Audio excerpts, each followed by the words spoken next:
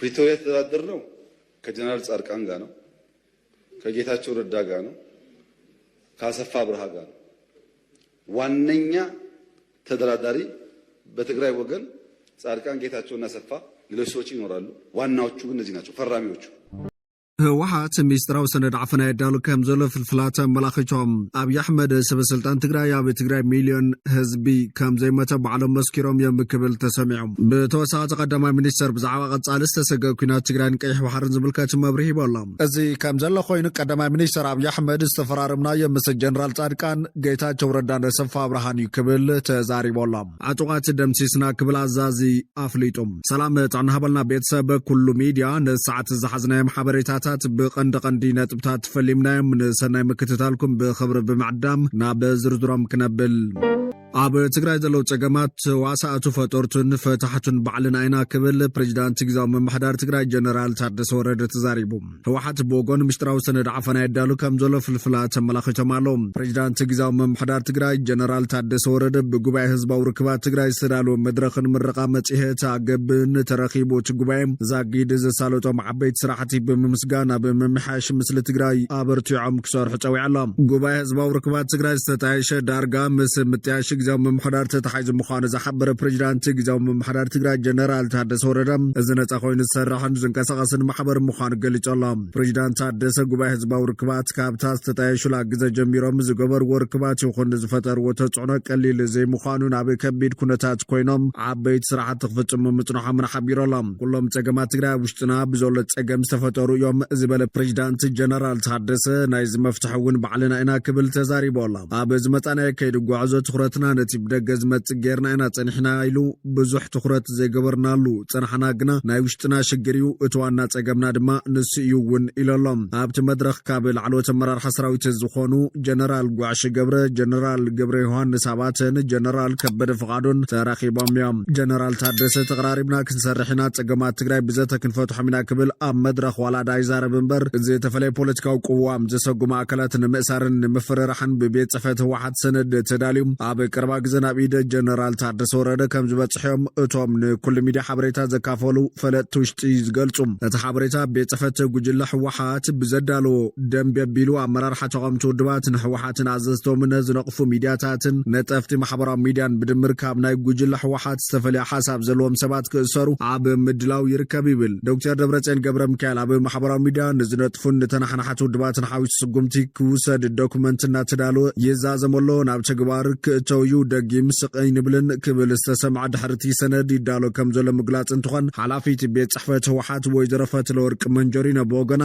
ጋዜጠኛታት ብዝፈጸምኩምዎ ስሕተት ሕዚ ንህዝቢ ትግራይ ክሓስዎ ተነሱ ተናስሑ ደጊም ኩለን ሚድያታት ብዝተማእኸለ መንገዲ ክምርሓየን ዝተባሃሎ ዘይፍጽም ሚድያ ደጊም ኣይንፃወረን ኣይንዓገስን ናብ ስጉምቲ ክንኣቱ ኢና። ኣብ ትግራይ ዘሎ ቲቢኤስ ቲቪ ዝበሃል ሚድያ ክንዓፅዎ ኢና ኣይንዓገስን፣ ሰራዊት እውን ክዕፅዎ ወሲኑ ክትብል ምዝራባ ይሕበር እዩ። ገብረ ዓዴቱን ብተመሳሳሊ ድሕሪ ደጊም ኣቱም ኣብ ላዕሊ መንግስትን ውድብን ተቃውሞ ተስምዕ ዘለኹም ልክዕኹም ክነእትወኩም ኢና ኣፍኩምን እግርኹም ንኣክቡ ክብል ተዛሪቡ ነይሩ እዩ።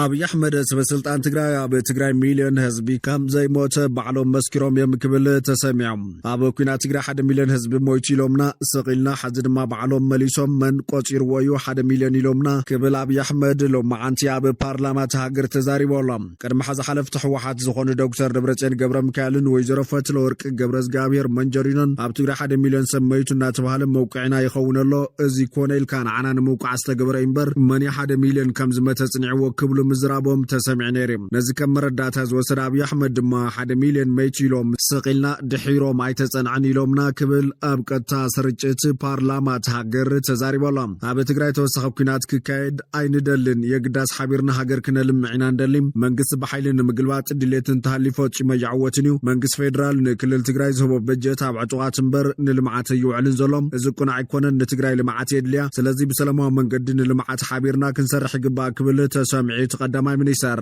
ኣብ ስምምዕነት ሰላም ፕሪቶሪያ ዝተቐመጡ ቀንዲ ጉዳያት ህወሓት ዘካየደ ምርጫ ሕጋዊ ምርጫ ስለ ዘይኮነ ምስራዝ ኣብ ክልል ትግራይ ሕጋዊ ብዘይኮነ ምርጫ ዝተጣየሸ ምምሕዳርን ቤት ምኽርን እቲ ክልል ክፈርስ ካብ ኩሉ ወገን ዝተውጻጸ ግዝያዊ ምምሕዳር ምጥያሽ ብህዝቢ ዝተመረጸ ስርዓት ፌደራል መንግስቲ ምኽባር ኣብቲ ክልል ዓጥቂ ሒዞም እናተንቀሳቐሱ ዝነበሩ ሓይልታት ዓጥቂ ምፍታሕን ብተሃድሶ ናብ ስራሕ ህይወቶም ምምላስ ዝተቋረጹ ኣገልግሎታት ናብ ስራሕ ክምለሱ ምግባር ካብ መረበቶም ዝተመዛበሉ ዜጋታት ምምላስ ዝኾነ ይኹን ርክብ ወጻኢ ናይ ምግባር ስልጣን ዘለዎ መንግስቲ ፌደራል ጥራሕ ከም ዝኾነ ምኽባር ዝብሉ እዮም ክብል ተዛሪቡ ተቀዳማይ ሚኒስተር ፕሪቶሪያ ስምምነቱ አንደኛ ቲፒኤልኤፍ ህጋዊ ምርጫ አላደረገም ህገ መንግስት ሶና ያካሄደውና ያን የጨበራ ምርጫ ይሰርዛለው ሁለተኛ በዚያ ምርጫ ሲያበያ የተቋቋመው መንግስት ይፍረስ ህጋዊ መንግስት አይደለም ምክር ቤቱ ይበተን ህጋዊ ምክር ቤት አይደለም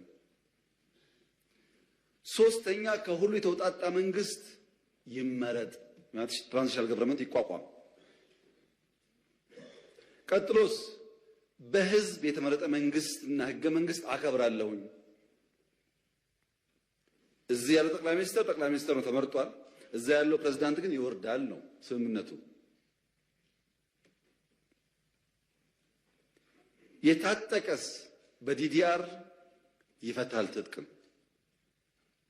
እንጂ መሳሪያ መደበቅ አልተስማማንም ማሰልጠን ማስመረቅ አልተስማማንም ስምምነቱ የታጠቀው ያስረክባል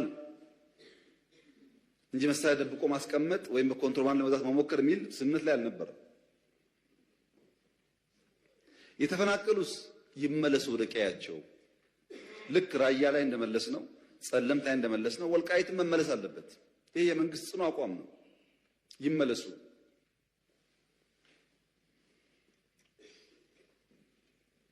የውጭ ጉዳይ የጸጥታ የመከላከያ ጉዳይስ የፌደራል ስልጣን ነው ማን ያለው የራሱ የህወሓት ህገ መንግስት እኔ አልጻፍኩም የነሱ ህገ መንግስት የውጭ ግንኙነት በሚመለከት የፌደራል መንግስት ይመለከታል መከላከያን በሚመለከት ደህንነት በሚመለከት ፌደራል ይመለከታል ይላል ህገ መንግስቱ አልቀየርነውም ታውቃላችሁ እነሱ ስልጣን ላይ ያሉ የሚሰራ ህገ መንግስት እነሱ ሲወርዱ የማይሰራ መሆን የለበትም እቲ ቀዳማይ ሚኒስትር ወሲኹ ዋዕሊ ፕሪቶሪያ በዋናነት ዝተፈራረምና ምስ ጀነራል ጻድቃን ጌታቸው ረዳን ሰፋ ብርሃን እዩ ንፕሪቶሪያ ይፈልጠየ ፕሪቶሪያ እንትበሃል ግና ኣነ ድማ ይደናገር ኣለኹ ዝወለደቶ እናሃለወት ዝሐቆፈቶ ዶየ በለት ከም ዝበሃል እዩ ብወገን ትግራይ ዋና ተደራደርቲ ዝነበሩን ዝተደራደርና ሓቢርና ድርድር ዝገበርና ምስን ጀነራል ጻድቃን ገብረ ትንሳኤ ኣይተ ጌታቸው ረዳን ኣይተ ሰፋ ብርሃን እዩ ካልኦት እውን ነይሮም ብኣና ወገን ዝነበሩ እውን ይፍለጡ እዮም ንዓቶም ተሓቶም ዝተዛረቡን ነገር ኣሎ ኣብቲ ቦታ ዘይነበሩን ንፕሪቶሪያ ዘይፈልጡን ሰባት ግና ፕሪቶሪያ ይከበር ይብለሉ ክብል ተዛሪቦም ፕሪቶሪያ የተደራደርነው ከጀነራል ጻድቃን ጋር ነው ከጌታቸው ረዳ ጋር ነው ከአሰፋ ብርሃ ጋር ነው ዋነኛ ተደራዳሪ በትግራይ ወገን ጻድቃን ጌታቸውና አሰፋ ሌሎች ሰዎች ይኖራሉ ዋናዎቹ ግን እነዚህ ናቸው ፈራሚዎቹ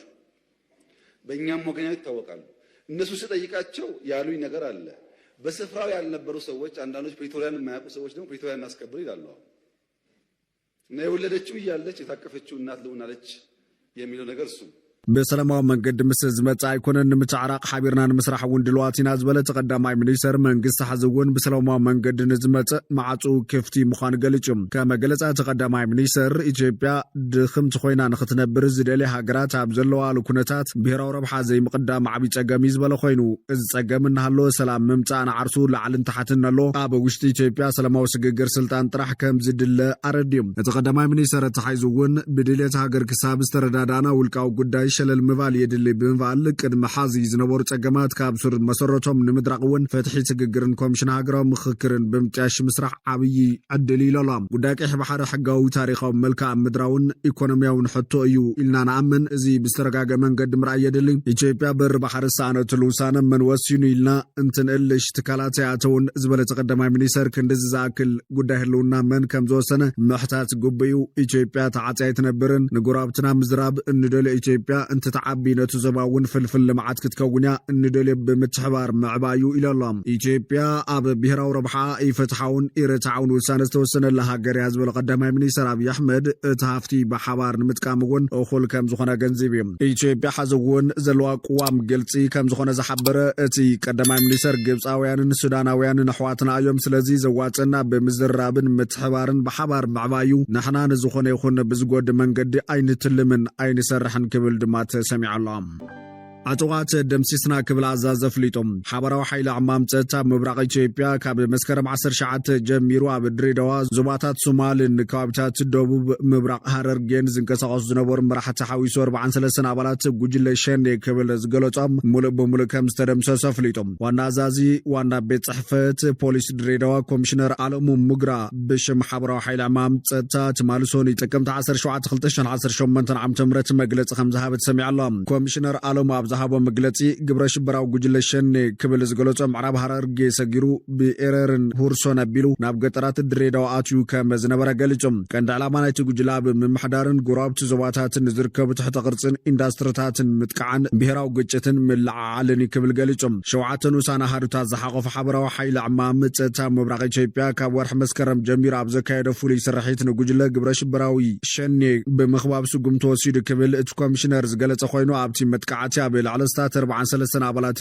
ግብረ ሽበራው ጉጅለ ስጉምቲ ከምስተወሰደ ረጋግጾም ኮሚሽነር አለሙ በተወሰኸ አዛዝናይቲ ጉጅለ ጃል ሐራርጌ ኢትመሪ ተቀቲሉ በመባል ካሎች ብርክዝ ቦላ አባላት ናይቲ ጉጅለ ቆሲሎም ጃል ራሳ ድማ መስጽዋሩ ተሓይዝ ክብል ሓቢሮሎም እቲ ኮሚሽነር በተወሰኸ ይትሰርሒት ኣብ መኽዘን ዝተኸዘነ ጽዋር ሓዊስ 68 ክላሽንኮቭ ጠወንጃታት 8 ቦምባታትን ካሎች ጽዋርን ከምስተተሓዘ ገሊጾም በተወሰኸ ግብረ ሽበራው ጉጅለ ክብል ዝገለጸ ሰራዊት ሓርነት ኦሮሞ ኣብ ቻይናው ኮንትራክተር ሰርሑ ክልተ ኢትዮጵያን ብምጭዋይ 4 ሚሊዮን ብር ከም ዝሓተተውን መላኽቶሎም በተወሰኸ ሒሳብ ናይቶም አሸበርቲ ተዓጽዩ ተሓበርቶም ኣብ ትሕቲ ቀይዲ ከም ዝኣተውን እቲ ጉዳይ ብክፍሊ ምርመራ ገበን ምብራቕ ፖሊስ ፌደራልን ክፍሊ ምርመራ ገበን ፖሊስ ድሬዳዋን ብሓባር ይምርመር ከም ዘለመልኪቶም ብሓፈሻ ሓይሊ ዕማም ፀጥታ ነቲ ከባቢ ካብ ኦነግ ሸኔ ሙሉእ ብምሉእ ንምፅራይ ዝሰርሖ ስርሒት ብዓወት ተዛዚሞሎ ኢሉ ሰራዊት ምክልኻል ፌደራል ቦጎኑ ብ16 ጥቅምቲ 2018 ዓ.ም ኣብ ዘውፅኦ መግለጺ ኣብ ከባቢታት ምብራቕ ሐረርጌ ኣብ ተኻቢ ተልእኮ ጥፋት ንምፍጻም ዝንቀሳቐስ ዝነበረ ጉጅለ ሸኔ ስጉምቲ ከም ዝተወሰደ ገሊጹ ነይሩ